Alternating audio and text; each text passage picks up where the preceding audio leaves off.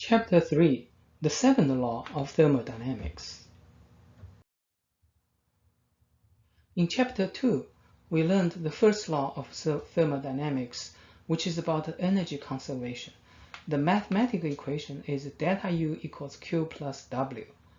Although the first law is important, it does not answer everything in thermodynamics. For example, there are processes that are spontaneous. There are other processes are non-spontaneous, requires work from surrounding to make them to work. The first law cannot answer which one is a spontaneous process, which one is non-spontaneous process, which one is in equilibrium. The second law is about the spontaneity and the equilibrium. So in this chapter, we are going to learn also some state function like entropy we learned in chapter 2. Here we are going to learn entropy and the Gibbs energy. We're going to use this state function to predict the spontaneity and the equilibrium.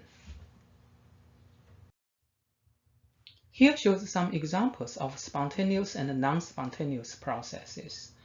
If you let go of a ball to the ground, it will bounce back and forth until it loses all energy and lie down on the ground. And this process is a spontaneous process. The reverse process is not spontaneous. The ball will not go up itself.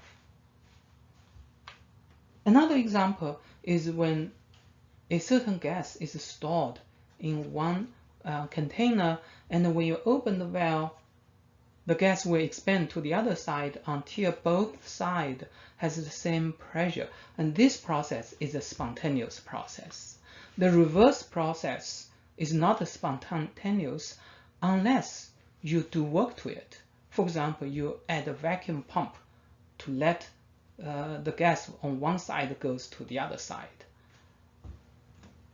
A process occurring inside the system is spontaneous if the surroundings are not required to perform work on the system. It happens itself. On the other hand, the non-spontaneous process requires surrounding to do work to it. An example of spontaneous reaction is hydrogen react with oxygen forms water. This reaction is spontaneous. If you have a room filled with hydrogen gas and oxygen gas, that's a dangerous situation because this reaction is explosive. On the other hand, water decomposes into hydrogen and oxygen gas. This is a non-spontaneous process. However, we can make this non-spontaneous reaction to work by adding electricity. The electrical work can separate water molecules into hydrogen and oxygen gas. So a non-spontaneous process requires work from surrounding to make it to work. On the other hand, a spontaneous process such as hydrogen-oxygen forms water can be utilized to do useful work. For example, scientists are developing fuel cells. So a hydrogen fuel cell is to use this spontaneous reaction, hydrogen react with oxygen forms water, at the same time generate electrical work. So generate electricity. What is the common feature in the spontaneous processes? When a bouncing ball bounces back and forth, it loses its kinetic energy to the ground by energy dispersal. And this also happens to other spontaneous processes. Spontaneous change are always accompanied by a dispersal of energy from being localized.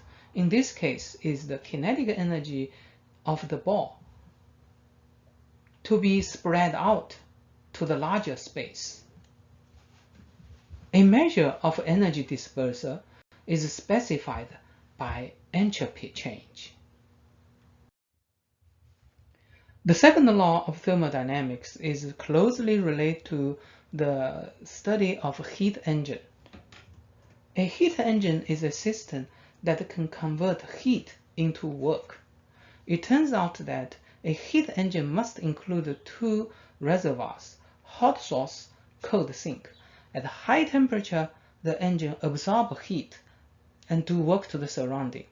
And then at low temperature, engine release heat, some heat, to the surrounding. A heat engine that only absorb heat from hot reservoir do work to surrounding without cold sink is not possible. And therefore, one way to say the second law is that no process is possible in which the sole result is the absorption of heat from a reservoir and its complete conversion into work.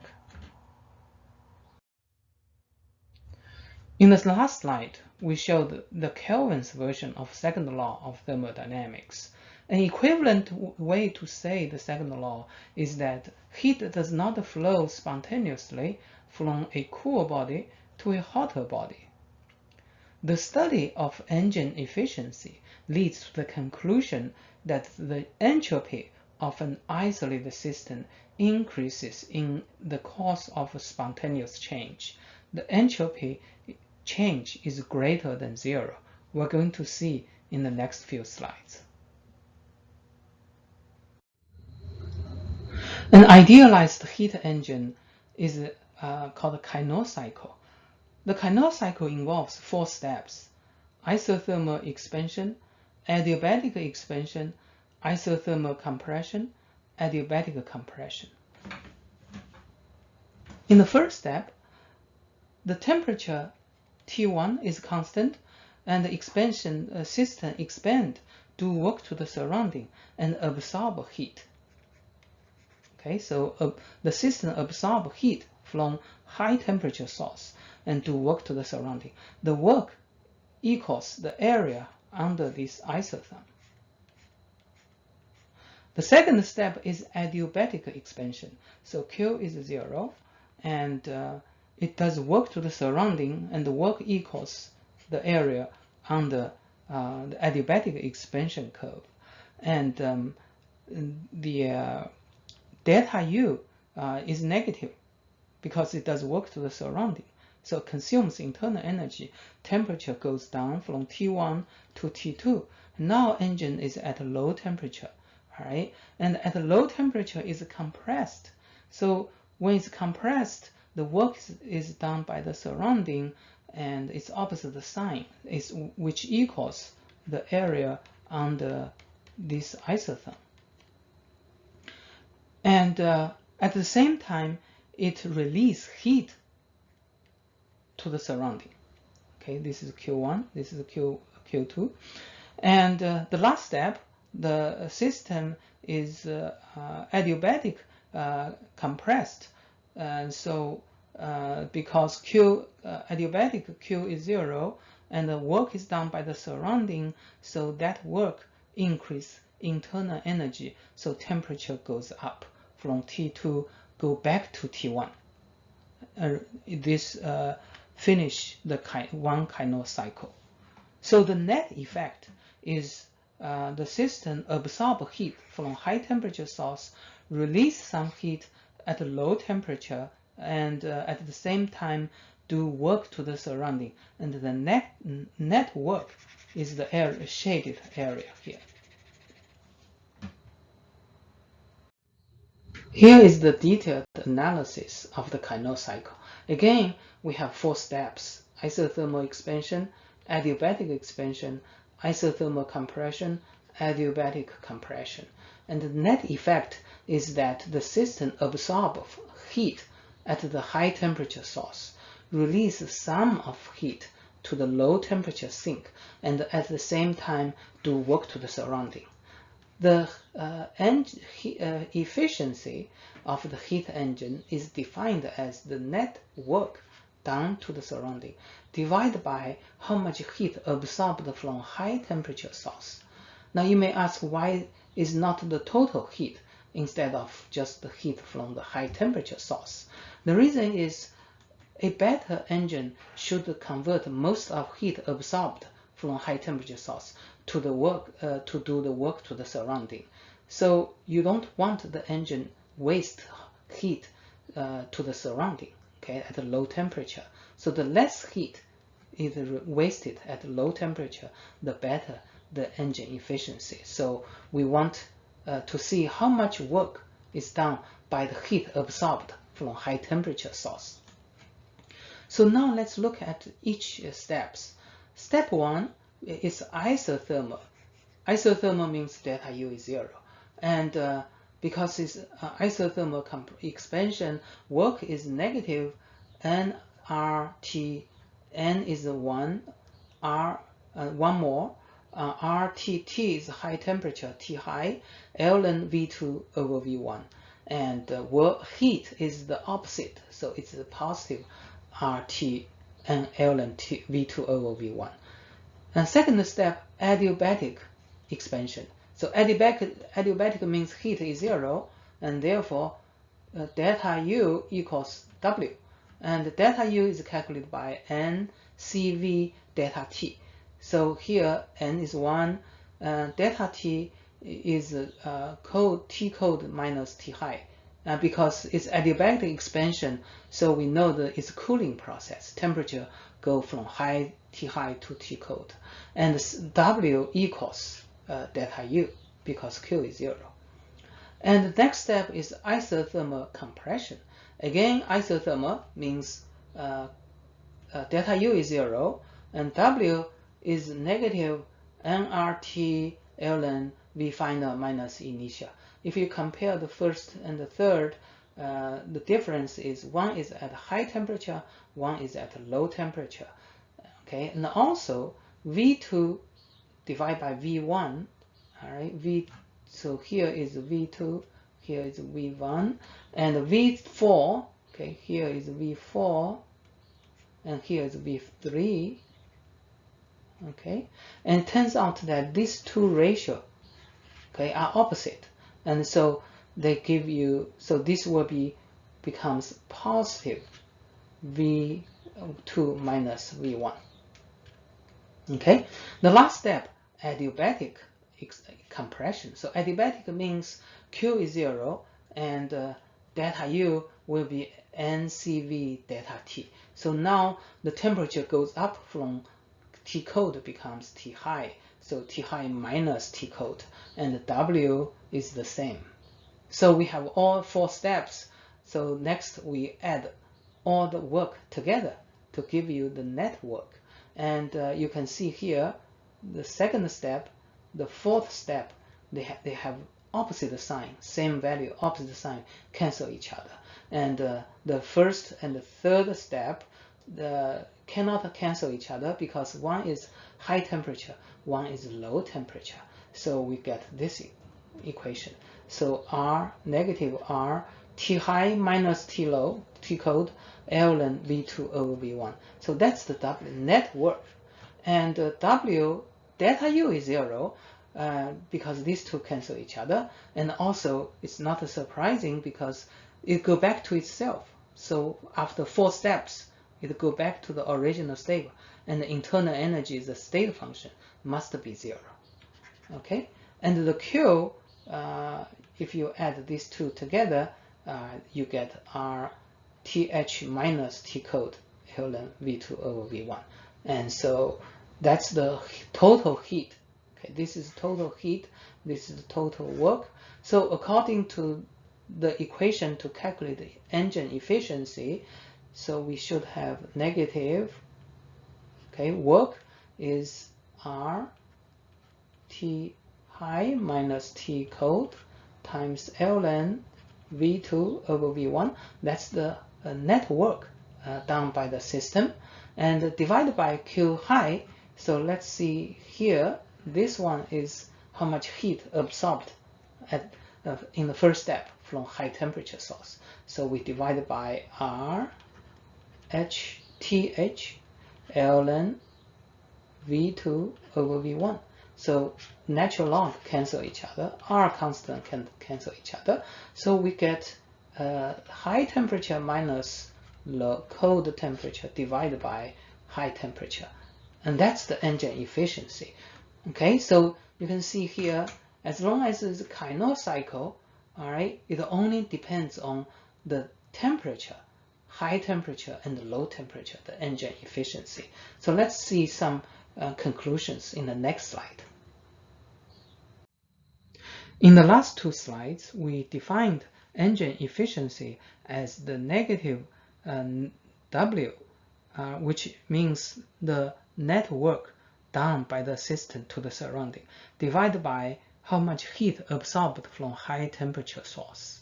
And we show that this equals to the high temperature minus low temperature divided by high temperature.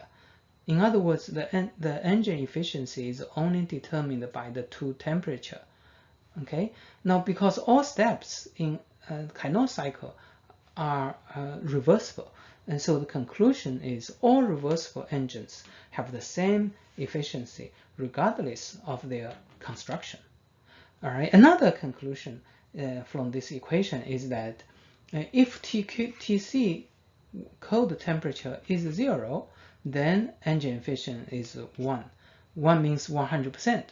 But Tc is 0 is not possible because we cannot achieve 0 Kelvin.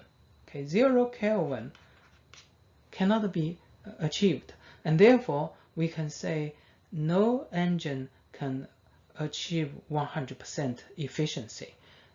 So heat cannot be 100% converted to work. Okay, and also let's look at the original definition. So here the W, negative W, we can also write as Q total.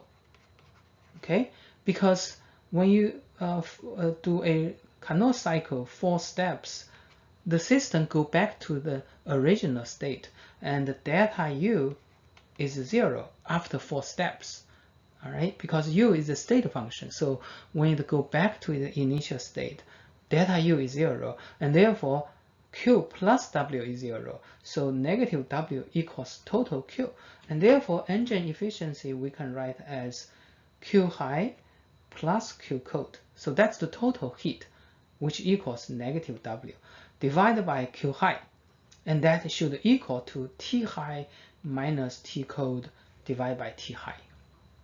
Okay, now so this ratio, we can modify this ratio, which equals T high divided by T high minus T cold divided by T high, and this is 1, and so we can write 1 minus T cold divided by T high. Similarly, the ratio of heat also can be written as 1 plus QC divided by Q high. All right, so for this to be the same, 1, 1, they cancel each other. So we have QC divided by Q high equals negative TC T high. Okay, for these two ratios are the same, we can switch these two. So we have QC divided by TC equals negative Q high divided by T high. Okay, now we can move this right side to the left side, but then you need to change sign. So we have this equation. So Q high divided by T high plus Q cold divided by T cold equals 0. So this equation says the ratio of heat over temperature for the third step, and for the first step, this is the first step, high temperature, and this is the third step. So the ratio of heat over temperature of the first step and the third step equals 0. What about the second step and the fourth step? Now, the second step and the fourth step are adiabatic, so heat is 0, and therefore the conclusion is the ratio of heat over temperature for all 4 steps added together is 0. Okay, so this has an important implication that we are going to see in the next slide. In the last slide, we showed that in a Carnot cycle, the ratio of Q over T added together is 0. In Carnot cycle, all steps are reversible, so it's written as Q reversible over T added together is 0. And this has an important implication, because when a system go back to its initial state and a function added together is 0, that means it's related to a state function, just as internal energy doesn't change in a cycle. Okay, the internal energy doesn't change, and that means Q over T, all right, is 0. It is a state function, and in thermodynamics, and this is called entropy. So here we define a very tiny small change of entropy equals the heat relates to this change over temperature. Heat is a measure of energy dispersal, and therefore entropy measures how much energy is spread out in a process, or how widely spread out it becomes at a specific temperature. Okay, now if the change is measurable, then delta S, the change, should equals to the integration of dq over t. Here, the q must relate to a reversible step. Okay, now note that this definition is about entropy change, not entropy itself. Entropy itself, okay, is defined in statistics. We're going to see later. All right, but in thermodynamics, heat is related to a process. Okay, when we say 10 joules, Q equals 10 joule, that means 10 joules heat is transferred from system from surrounding to the system. Okay, it's a process, and therefore that causes entropy change. So delta S is defined as integration dq over t. Okay, let's compare two processes. One is reversible, one is non-reversible. Okay, but they both have the same initial state, same final state, and the delta U must be the same, because internal energy is a state function. And from first law, we know that the internal energy change, all right, equals dq plus dw. That's for the non-reversible process, and dq reversible plus dw reversible, and that's the reversible process. They add together should be the same. Okay, let's rearrange this equation. All right, we will get dq, okay, in reversible process minus dq. So this goes here, equals dw minus dw reversible. Okay, this allows us to compare these two processes, heat and work. In previous chapter, okay, we showed that the for among all processes, the reversible process does the maximum work. Okay, and that indicates that this right side will be a positive number, and so we have dq reversible must greater than dq. Okay, so imagine the system does work to the surrounding. The work is -5 because it does work to the surrounding. And if it's a reversible process, okay, the reversible process will do the maximum work. So let's say it's -8 kilojoule. So you use this non-reversible work minus non-reversible work. So -5 minus -8, that is greater than 0. Okay, so therefore the right side is greater than 0, and that indicates dq reversible is greater than dq. Okay, so if we divide by temperature on both sides, okay, note that the left side is the Q over T in reversible process, and that is defined as entropy change.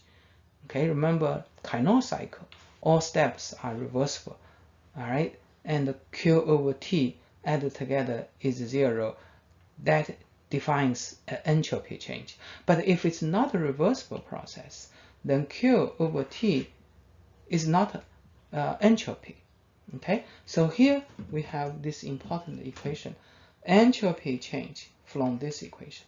Entropy change is always greater or equal to the dq over T. So this equation says two things. One is if it's reversible, then they are the same. So you have an equal sign. That applies for reversible process, because now the right side will be reversible heat. That also entropy. So they are equal. But if the process is not reversible, then entropy must be greater than Q over T, dq over T. So how does this equation help to predict the spontaneity of a process? Well, all we need to do is calculate the entropy change in the process. Okay, it's a state function, so we can always calculate entropy. We'll see how we do that in the future. And we also need to calculate the heat involved in the process over temperature. And we compare these two. If they are the same, then this process is already in equilibrium. But if entropy is greater than dq over T, then this process is a spontaneous process, but non-reversible. Okay, but if it's less than this one, then the opposite process will be spontaneous. We just derived the Clausius inequality, and that is entropy change is always greater or equal to dq over T. If we apply this equation to a isolated system, okay, remember isolated system, neither matter nor energy is exchanged between system and the surrounding. So dq always equal to 0. So this will be 0, and therefore the conclusion is entropy always greater than 0 or equal to 0 in an isolated system. Okay, and that is an important equation we are going to see in this chapter a lot of times. And in fact, this becomes the second law in the next slide. In the last slide, we showed that in an isolated system, entropy always greater or equal to 0. This equation says two things. If it's reversible, delta S equals 0. If it's non-reversible, then delta S will be greater than 0 in an isolated system. Okay, so that will become a spontaneous process. Delta S is greater than 0. And this becomes the second law of thermodynamics. In an isolated system, entropy tends to increase in a spontaneous process. What if it's not an isolated system? All right. So if it's not an isolated system, we include the system and the surrounding combined together, the universe becomes an isolated system. And that gives you this equation. The total entropy, system and the surrounding, must be greater than 0. Okay? And total entropy change is the entropy of the system, the entropy of the surrounding. They added together is greater than 0. And this is the second law of thermodynamics. Let's calculate the entropy change in a cooling process. So an example is when you have a cup of hot coffee. For example, this is 70 degrees. And the room temperature is 25 degrees. So with time, you know the hot coffee will cool down and eventually becomes 25 degrees. It cools, all right? So this process is supposed to be spontaneous. Okay, let's calculate entropy change and see if entropy of this whole process is greater than 0. Okay, so here we have hot source, and that is hot coffee. Let's say this is a 70 degree. Okay, and the cold sink is the surrounding, and let's say this is 25 degree. Okay, and let's calculate entropy change. So we calculate the hot source. All right, the entropy change should be Q of the hot source divided by high temperature, which is 70 degree. Okay, now because this process heat goes away from the system to the surrounding, so Q is negative. Okay, and therefore the entropy will decrease for the hot source. The entropy change is negative, and therefore we use this sign. Okay, we use absolute value of Q and add a negative sign to emphasize this entropy is negative. Okay, now if we just write as Q over T, okay, that this equation does not tell you it's negative or positive, because Q can be positive, can be negative. So it doesn't tell. So even if you add a negative sign, the Q can be negative, so the whole thing may be positive, and therefore this doesn't tell you if entropy change is a positive or negative. And that's why we add a negative sign. We also add absolute value to emphasize for the hot source entropy change is negative. Now the heat goes to the surrounding, so that will increase entropy of the surrounding, and so the entropy of the surrounding is a positive Q over T. All right, so one is T high, that's 70 degree. One is T cold, that's 25 degree for the cold sink, the surrounding. So what is the total entropy change? We need to add these two together. Okay, so add these two together and realize that the heat from hot source goes to the surrounding. These two are equal. So we can factor the heat out. Okay, and that gives you 1 over T cold minus, here is a negative sign, minus 1 over T high. All right, so what's the sign of this delta S? Now you use 1 divided by T cold, so it's a small number. All right, minus 1 divided by a T high, which is a larger number. So 1 divided by larger number is small. 1 divided by small number is a larger number. So this will be greater than 0. So that proves the entropy change in the cooling process is greater than 0. And this is consistent with the second law we just showed in the last slides. For a spontaneous process, entropy should increase. All right, delta S should be greater than 0. Before we introduce the equations to calculate the entropy change, let's look at how entropy is defined at the microscopic level. In statistics, one key equation is called the Boltzmann formula. In this equation, entropy is equal to Boltzmann constant times ln W. W is the number of microstates, the ways in which the molecules of system can be arranged while keeping the total energy constant. So this equation tells you that entropy measures the energy dispersal of a system by the number of accessible microstates, the number of arrangement for which the molecule quantized energy can be distributed. Okay, now you may heard the saying that entropy is a measure of disorder.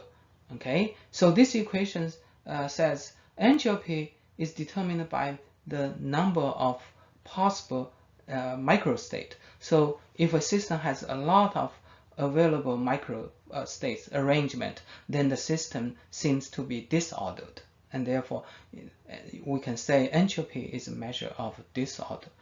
Let's look at another example. Okay, we know that when gas molecules expand, entropy increase. So why is that? All right, at the microscopic level, energy is quantized. For example, hydrogen atom has energy at the level 1s orbital, 2s orbital, 2p, so we call this is quantized. Similarly, even for gas molecules in a container, the energy is quantized. So here is the energy level of the gas molecules is in a small container. So the energy can be either this level or here or here or here. So at a certain condition, the system has a certain total energy, so only some energy levels are available to the system, possible, okay, accessible to the system. Now, if the molecules expand to a larger volume, okay, the quantum mechanics tells us the energy levels becomes more closer, and that tells you that for a certain total energy of the system, more energy levels are available to the system. Okay, so more energy levels are available, that means W increase. Okay, and W increase, entropy increase. Here shows the velocity distribution of a gas molecule. At 300 Kelvin, high percent of molecules has velocity at about 400 meter per second, and some has low speed, some has high speed, but below around let's say 900 meter per second. Now, velocity distribution, velocity is related to energy, so this is also the energy distribution. Now, when heat is added to the system, temperature goes to, let's say, 1000 Kelvin, and you can see the molecules has more energy levels available. So high speed are available now. So more microstate are accessible at a higher temperature. So adding heat to the system increase the number of microstates and therefore increase entropy. And that is justified in the entropy ds equation. You have a dq, all right, in the equation. But y is inversely proportional to temperature. So let's compare the energy levels at high temperature and low temperature. Let's start with low temperature. At low temperature, the system only have low energy. Okay, remember, temperature is a measure of kinetic energy.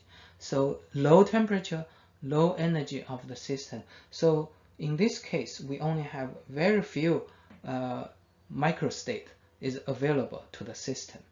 Now, when you add heat to the system at a low temperature, the molecules gain energy by heat, and so now a increase, all right, a significant increase of number of microstates are now available to the system.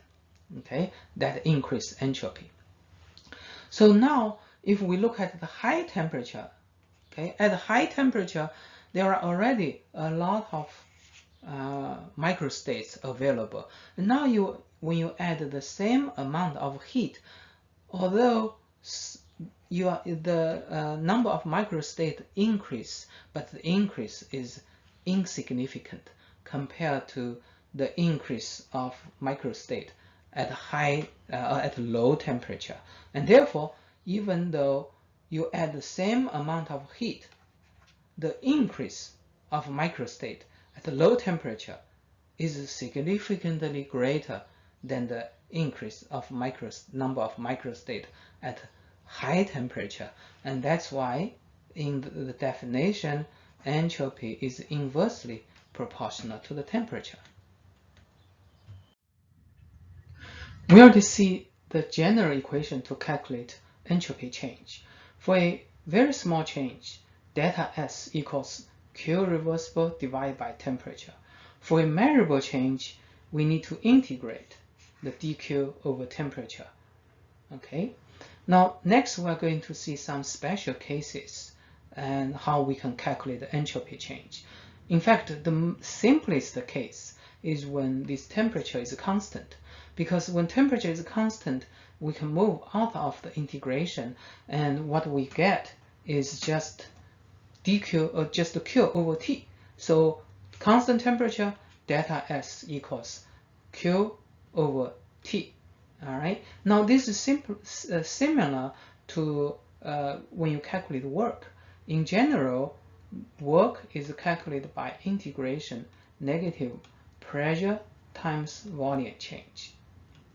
If pressure is constant, so constant pressure, then you move out of the integration. What you have is just P times delta V. So simplest case for work is negative P times delta V when pressure is constant. So here, when temperature is constant, then entropy is simply reversible Q divided by temperature. All right. Now, next 2 slides, we're going to see some special cases for constant temperature. All right. How do you calculate delta S? The first example we are going to see for constant temperature is isothermal expansion. Assume an ideal gas expand from T1 V1 T2, T1 V1 P1 to T2 V2 P2. Okay, because temperature is constant, T1 equals T2. We just show that if temperature is constant, the entropy can be simply calculated by Q divided by T. Now Q must be the reversible process. So whether the process you are interested in is reversible or non-reversible, the entropy is the same. You can only choose the reversible step from initial state to the final state. Okay, so what is the reversible heat? Okay, because temperature is constant, so delta U is 0, and therefore the Q reversible equals negative W. And the reversible process W can be calculated by negative nRT ln V2 over V1. All right, and therefore you use negative W to calculate the Q divided by T for entropy. So you get positive nRT ln V2 over V1 divided by temperature. So temperature cancel each other. So you have nR ln V2 over V1. And that is the equation to calculate delta S for a ideal gas under isothermal expansion from V1 to V2. So this explains when gas expand, all right, the entropy increase because V2 is greater than V1, and therefore this will be a positive number. So whenever ideal gas expand, entropy increase. Okay. Now if you don't have volume but you do have pressure, then you can use Boyle's law. So V2 V1 equals P1 P2.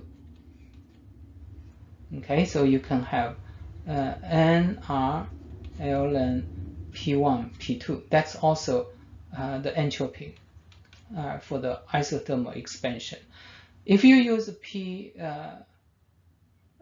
over P1, okay, then you can write a negative nR ln P2 over P1. Sample question. Calculate the change in molar entropy when a sample of hydrogen expands isothermally to twice of its initial volume. So this is an isothermal expansion, and the equation to calculate the entropy is nR ln V2 over V1. Okay, so remember this equation is related to the work for reversible process, which is negative nRT ln V2 over V1. All right, but Q is opposite, so negative becomes positive, and also you need to divide by temperature. That's why you don't have temperature. So it's nR ln V2 over V1, and because volume becomes twice, and so this natural log becomes ln 2. Okay, nR ln 2.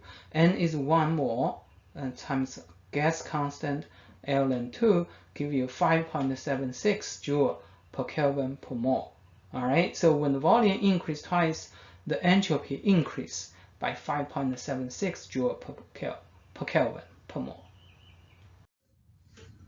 In the last slide, we discussed one example of constant temperature process, and that is ideal gas isothermal expansion.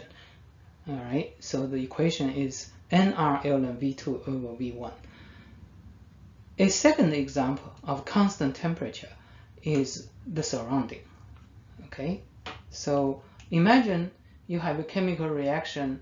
Let's say this is a reactor that release heat, let's say 300 kilojoule.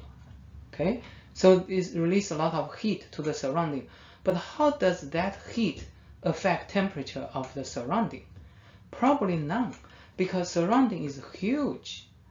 All right, so it's so large of the surrounding that it is not affected by heat transfer.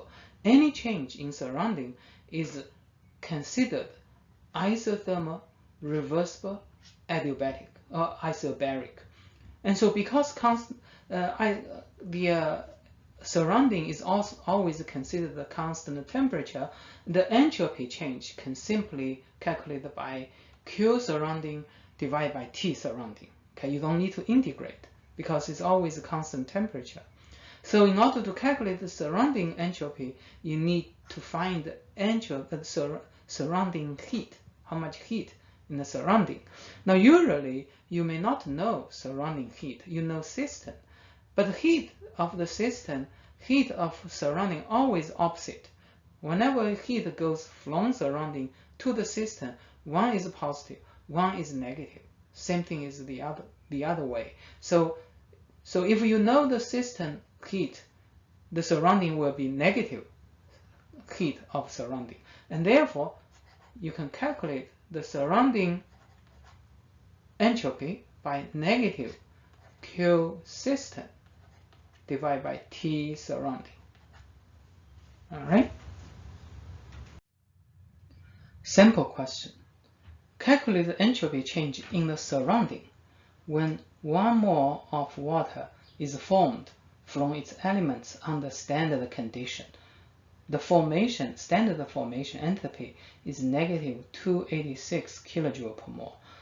So this formation entropy is the entropy change for the forming of water from its elements, and therefore this is the entropy change for the system of this process. And negative means the process release heat to the surrounding. So for surrounding, Q will be positive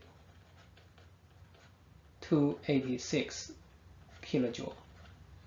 Okay, now we know how to calculate the surrounding the entropy by Q surrounding divided by T surrounding. So Q surrounding is positive 2.86 times 10 to the 5 joule, because kilojoule means 1000. All right, divided by 298 Kelvin, and that's the temperature of the surrounding, give you 960 joule per Kelvin for the surrounding entropy change. Okay, we have discussed the 2 examples of constant temperature. One is ideal gas isothermal expansion, and the other is the surrounding. And now we look at the third example, and that is a phase transition. Okay, so for example, ice and water can exist simultaneously at 0 degree. So at 0 degree, ice can melt into liquid water, and liquid water can condense into ice. So this is a constant temperature, constant pressure, and a reversible process. Similarly, if you think about liquid water vaporized at 100 degree, okay, then that process is also constant temperature, constant pressure, reversible.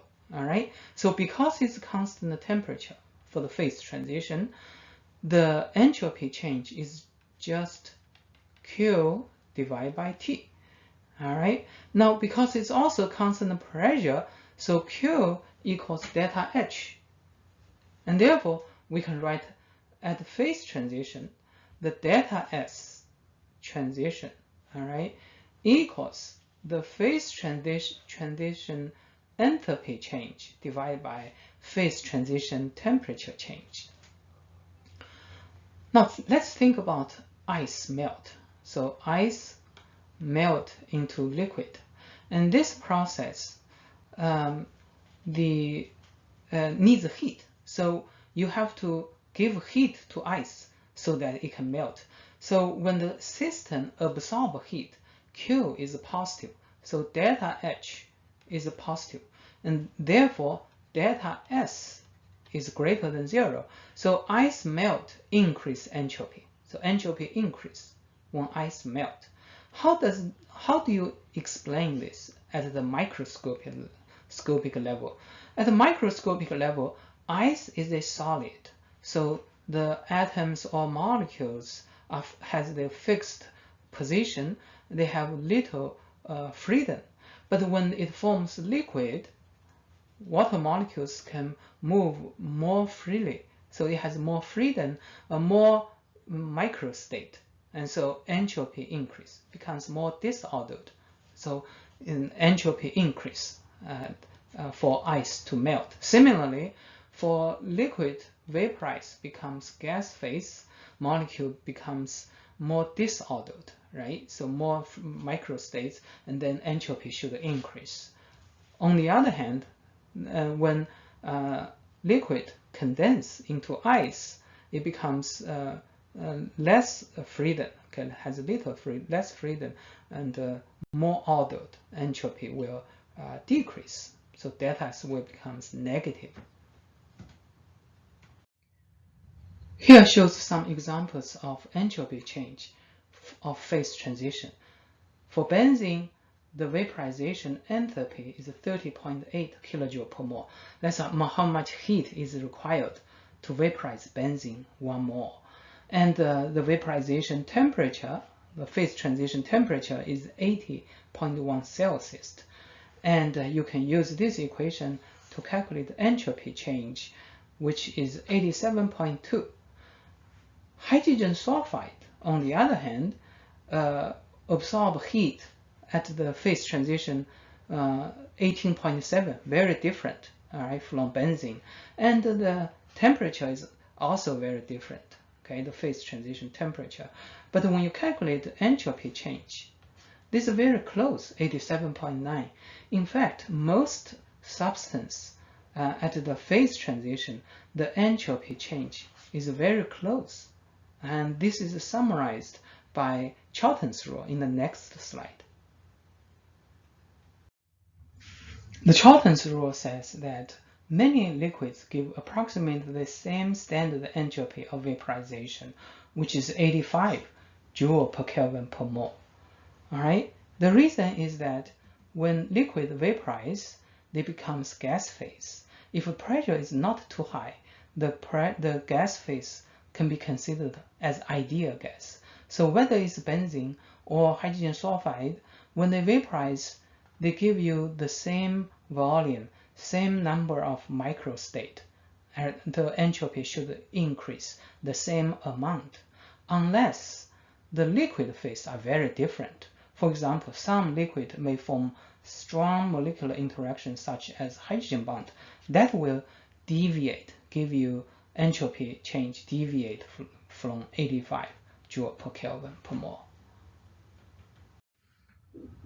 Here's an example of using Trouton's rule. Estimate the enthalpy of vaporization of ethane from its boiling point. So this is the phase transition temperature, and we want to calculate the vaporization enthalpy. Okay, Trouton's rule says that as long as liquid doesn't form hydrogen bond, very strong intermolecular interaction, delta S should be the same. Delta S, which equals delta H divided by T, should equal to 85. All right, so T is given. You need to add 273 to get a Kelvin. Delta H is to be calculated, and so delta H should be 85 times temperature. So here you first calculate temperature in Kelvin, and then you calculate vaporization entropy by 85 times 184.6 Kelvin, and that gives you 16 kilojoule per mole. So far we discussed how to calculate entropy change at constant temperature. We give 3 examples: ideal gas isothermal expansion, the surrounding, and the phase transition. And now let's look at how to calculate entropy change when temperature changes. And we look at 2 examples. One is constant volume, one is constant pressure. All right. So the general equation we are going to use is integration of dq over t. But when volume is constant, dq can be calculated by cv dt. Okay, we choose constant volume heat capacity to calculate the temperature, the heat, and the equation now becomes integration cv dt over t. All right, so cv is a constant, so you can move out, and what you have is cv dt over t. And you have seen this many times. The integration of 1 over x integration is ln x, so this becomes cv ln t.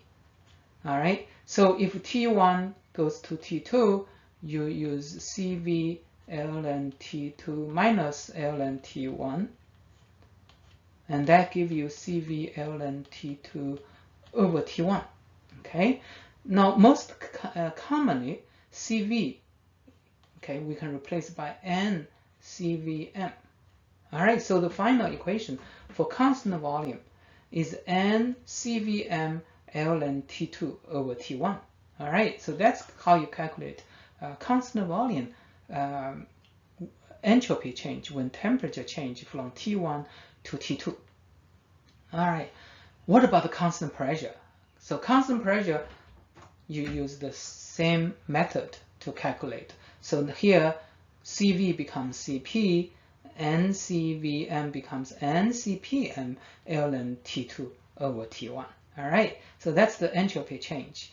Now at this point, many students confuse 2 equations. One is what is NCPM delta T, or T2 minus T1, okay? And what is this one? So NCPM delta T, or T2 minus T1, that's the heat under constant pressure, right? Constant pressure heat is the heat capacity times temperature change. But when you divide by temperature, integrate, you get NCPM ln. So natural log is because of inverse temperature integration, and that's the entropy change. Let's summarize how to calculate the entropy change. In general, for a small change, ds equals dq reversible over t. For measurable change, delta S equals integration of dq reversible over t. At a constant temperature, delta S is simply q reversible over t. 3 cases we looked at. One is isothermal expansion, one is surrounding, one is phase transition. For isothermal expansion, it's nR ln V2 over V1. Note that there's no temperature here. And for entropy change in surrounding, it's always constant temperature. So it's Q surrounding divided by T surrounding. If we don't have a surrounding Q, we use negative Q system divided by T surrounding. For the phase transition, it's always constant temperature, constant pressure, reversible. So it's delta H transition. Delta H is the Q and the constant pressure divided by temperature. Okay. Now, when temperature changes, we have 2 cases. One is constant volume, one is constant pressure. For constant volume, is N CVM ln T2 over T1. For constant pressure, it's NCPM ln T2 over T1. Simple question. calculate the entropy change when argon at 25 degree 1 atmosphere in a container of volume 500 cubic centimeter is allowed to expand to 1000 cubic centimeter and heated to 100 degree. Now for this kind of question, it is helpful to plot the change from initial state to the final state. So initial state, so this diagram is about temperature and the volume. So initially it's 25 degree and 500 cubic centimeter, and the final state is 100 degree 1000 cubic centimeter. So both temperature and volume changes. Okay, we want to calculate, all right, the entropy change. Okay, so first you should realize that since number of moles doesn't change, when volume, pressure both changes, the pressure also changes. So P2 is not 1 atmosphere, and therefore all variables change: pressure change, temperature change, volume change. So it's not constant temperature, not constant pressure, not constant volume. So none of the equations we learned in the last slide can be used to calculate entropy change. So what can we do? Okay, so at this point you should remember entropy is a state function. So you don't have to go directly. You can design a path so that you can calculate. So one way to do it is to first we can keep temperature 25 degree constant and let volume change from 500 to final volume. All right, so here the first step, constant temperature, volume expand to final volume, and then we keep final volume and increase temperature. All right, so that will be constant volume. So in this case, both steps entropy change can be calculated, because constant temperature entropy can be calculated. It's isothermal expansion. The equation is nR ln V2 over V1. And for temperature changes, this is a constant volume, so it's n CVM ln T2 over T1. All right, so the total entropy change, you can add these two changes together. So one is nR ln V2 over V1 is twice. Okay, 1000 divided by 500, so it's 2. All right, now the number of moles is not given in this case. All right, so this is not given, but you can calculate, because you know in the initial state you have temperature, volume, pressure, so you can calculate the number of moles using ideal gas law. All right, and in the second step, and we have Cp. Okay, we don't have Cv, but Cp is greater than Cvm, so Cp minus R give you Cvn. All right, and then number of moles is already known, so you can calculate. Add these two together, give you entropy change. And so this is another example showing you the advantage of a state function. All right, so you can design a path to calculate the entropy change. Sample question. Calculate the entropy change of the system and the surrounding for the isothermal expansion of an ideal gas from volume V to twice its volume. And so it's an isothermal expansion. And for A, the process is reversible, and B is irreversible with external pressure 0. Okay? So keep in mind, second law says entropy increase for spontaneous process. So total, okay, note that it's total entropy. If it's not isolated, you need to add the system surrounding together increase. If it's spontaneous or reversible, then they add together is 0. Okay, so this is an important equation we are going to see. All right, now because entropy is a state function, whether it's reversible, whether it's non-reversible, the entropy of the system should be the same, and equation for isothermal expansion should be nR ln V2 over V1. So V2 is twice V, V1, and so it's nr ln 2. So if n is 1, then you can calculate just r times ln 2. This doesn't depend on path, okay? Whether reversible, whether non-reversible, same thing. All right. So what's the difference, reversible, non-reversible? The difference is at the surrounding. Okay. So for the reversible, again, we go back to the second law. Delta S total is 0. That means the system surrounding have the same value but the opposite sign. Okay, so it's an important conclusion that if it's reversible, then you only need to know one of them. For example, when you know system, you know surrounding. Surrounding is a negative system. In this case, is negative nr ln 2. So they add together is 0. Okay, that's the second law. But if it's non-reversible, if it's spontaneous, they add together is greater than 0. All right. So usually you cannot calculate because it only tells you it's positive. System plus surrounding is positive. If you don't know system, you still don't know surrounding. Okay. But in this case, it says external pressure is 0.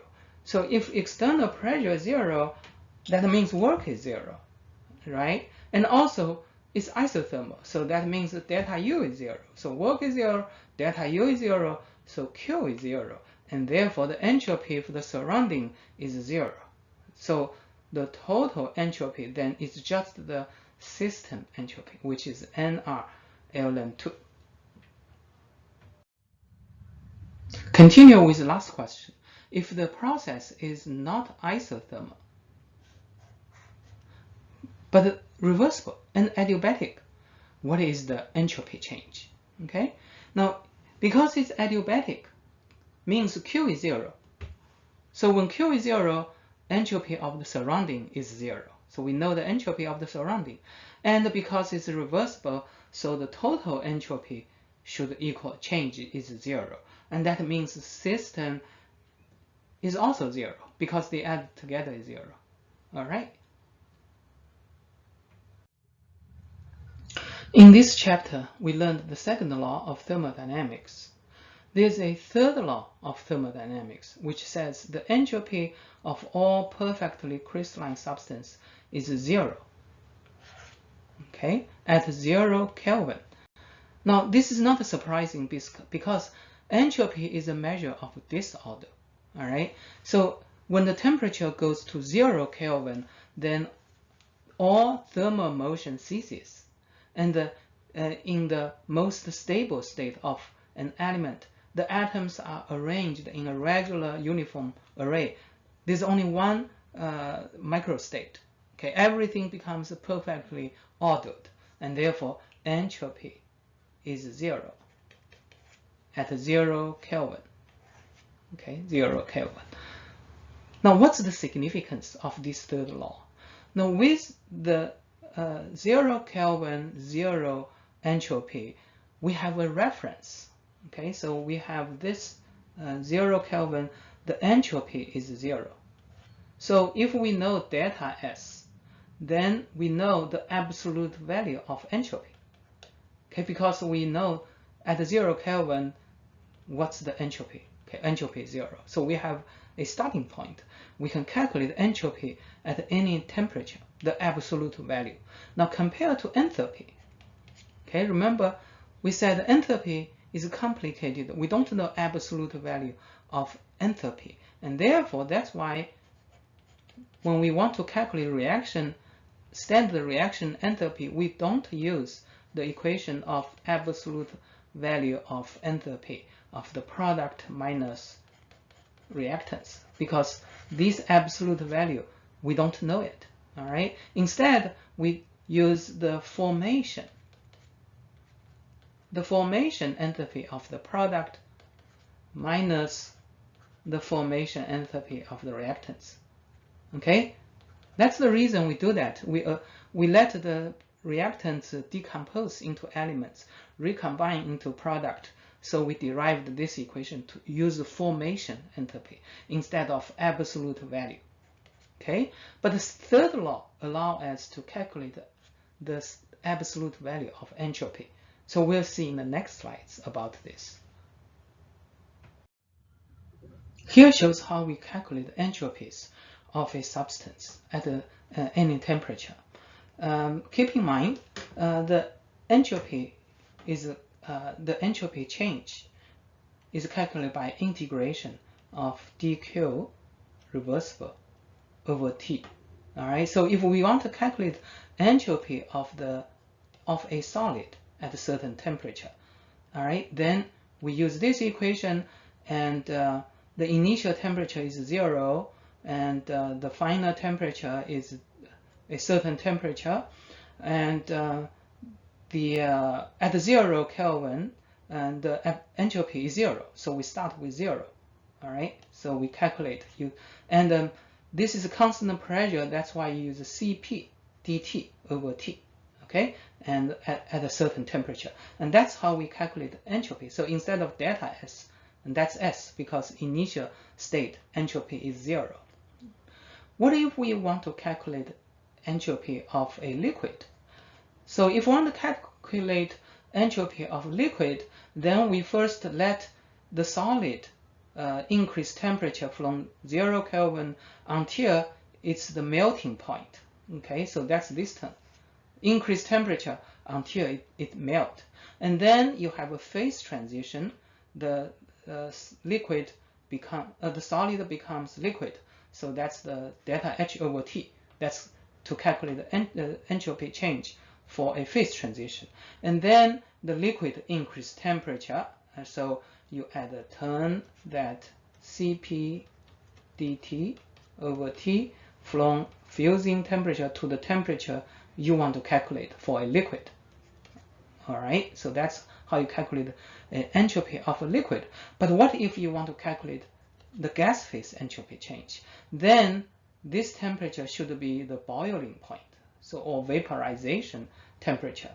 So you let solid increase to melt, and then phase transition to becomes liquid, and then liquid increase temperature until it start to boil, and then you have a phase transition. Okay, liquid becomes gas phase, and then increase temperature of the liquid to a certain temperature. All right, so how many turns do you need depends on whether you are calculating solid, liquid, and the gas phase. In any event, the calculated entropy, all right, if temperature, if the substance in the standard state, that entropy that we calculate is called the standard entropy or the third law entropy. Okay, this calculated standard entropy will be listed in the table that we already see. Okay, we'll see again in the next slide. So you have seen this table already, and the second column is the formation entropy, and this is used to calculate reaction entropy. All right, so reaction entropy is the formation entropy of product minus reactants.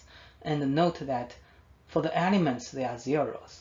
Okay, and the fourth one, this is the one we learned today. That's called the standard entropy or third law entropy. All right, so we are going to use this column to calculate reaction entropy. Okay, so reaction entropy we'll see in the next slide. If we have a chemical reaction, how do we know the entropy change? And the equation is the reaction entropy, the standard reaction entropy is the standard entropy of the product minus reactants.